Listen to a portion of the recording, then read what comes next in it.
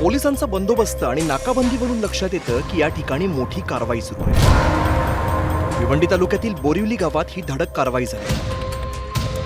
गावात सर्वत्र दिसणारे उर्दू पाट्या आणि साकीब नाचनचं गाव अशी बोरिवलीची ओळख। बॉम्बस्फोटाच्या अनेक खटल्यात आरोपी असलेला साकीब नाचन याच बोरिवली गावचा रहिवासी होता।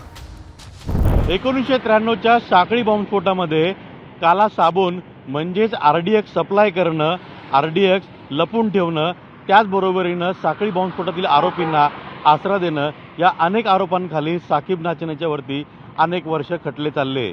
पण मधल्या काळामध्ये साकीब नाचन हे नाव मागे पडलं, गायब झालं।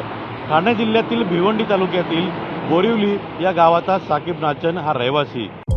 साकीब नाचन आणि बोरिवली गाव त्यांना भारताचा भाग मानत नाही, हे तपासात अनेकदा उघड झालंय।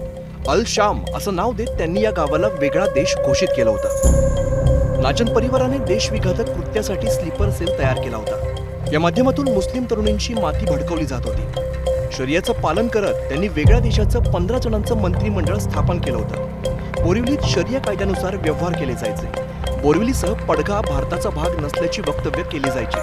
तसे व्हिडिओ तपास यंत्रणांच्या हाती लागले। कारवाईत 19 मोबाईल जप्त करण्यात आले।